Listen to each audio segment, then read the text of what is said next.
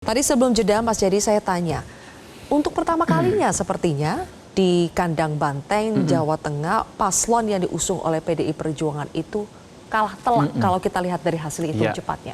Faktor yang paling signifikan mempengaruhi? Pertama, cuma 2 pasang calon yang bertarung. Jadi salah satu pasang calon harus memperoleh 50% lebih untuk menang. Yang kedua, memang PDIP itu bertarung di wilayahnya sendiri, kandang Banteng. Tapi kan PDIP untuk memenangkan, untuk mencapai 50% itu tidak bisa mengandalkan dirinya sendiri. Karena kekuatan PDIP di Jawa Tengah itu antara 30 sampai 40% maksimal. Ya, kalau berdasarkan pemilu yang barusan itu 28%, gitu. Jadi PDIP untuk memenangkan pertarungan itu harus dibantu oleh kekuatan tokoh-tokoh. Nah, ada 2 jenis tokoh di sini. Tokoh yang menjadi calon itu sendiri, dalam hal ini Pak Andika sama Hendi. Nah, kalau tokoh yang mencalon yaitu Pak Andika sama Hendi ditandingkan dengan Pak Lutfi sama Pak Yasin, itu secara ketokohan keduanya sama kuat lah, ya. Tetapi dari segi tokoh-tokoh lain yang membantu, itu PDIP bercerai dengan salah satu tokoh utamanya selama ini, yaitu Jokowi, ya, yang membantu Prabowo di Jawa Tengah untuk memenangkan pemilu.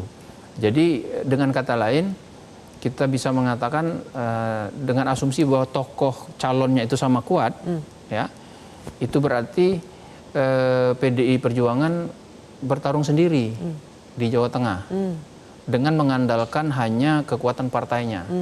Jadi dengan demikian, karena kita tahu bahwa kekuatan partai PDI Perjuangan semilitan-militannya PDI Perjuangan, maksimum dia dapat 40. Sebagai kandang Banteng kan, maksimum itu 40. Itu tuh sudah ditambah dengan usaha dari tokoh-tokoh. Jadi faktor itu saya kira yang membuat kali ini keok. Kali ini kalah gitu. Oke. Ada faktor tokoh sentral, Mas Eno, disebut namanya Pak Jokowi di sini. Kemudian tadi Anda juga mengatakan ada dugaan pergerakan-pergerakan untuk bisa mengintervensi hasil pilkada di Jawa Tengah. Apa upaya dari PDI Perjuangan untuk bisa membuktikan adanya dugaan permainan-permainan tersebut untuk bisa membalikan keadaan? Meskipun kalau kita lihat dari gapnya ini terlalu jauh ya kalau dari hasil hitung cepat.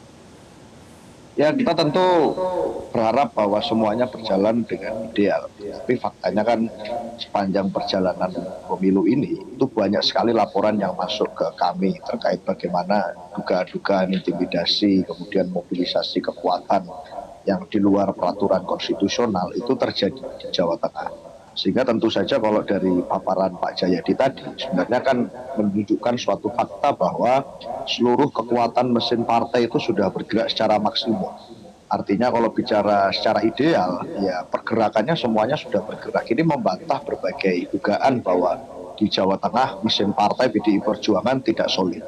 Ini membantah bahwa banyak dugaan dan tuduhan yang mengatakan bahwa mesin partai kita gembos di Jawa Tengah. Tapi kan tidak. Faktanya dugaan-dugaan intimidasi, kemudian mobilisasi itu sampai hari ini masih terus kami dalami di Jawa Tengah dan kami kumpulkan. Nah, nanti ini tim hukum partai termasuk tim hukum Pak Andika dan Hendi akan melakukan sebuah konferensi pers atau menunjukkan fakta-fakta tersebut sehingga dalam konteks ini bisa ditunjukkan bahwa memang suara rakyat itu kemudian di dalam pilkada Jawa Tengah ada daerah-daerah yang kami tidak bisa maksimal bergerak. Nah, itu nanti yang akan kami lakukan. Tapi apapun saya rasa Pak Andika dan Mas Hendi sangat yakin bahwa yang mereka lakukan adalah pergerakan yang patriotis. Pak Andika meskipun pernah menjadi Panglima TNI tetapi berkomitmen untuk tidak menggunakan bekas kekuasaannya, mantan wilayah kekuasaannya untuk membantu pemenangan dirinya. Nah, ini satu hal yang saya rasa saya mengangkat topi bahwa pada saat menjadi sipil ya bergerak dengan cara sipil dan melebur dengan rakyat meskipun waktunya sangat singkat di masa kampanye ini. Itu Mbak Sylvia. Jelajahi cara baru mendapatkan informasi. Download Metro TV Extend sekarang.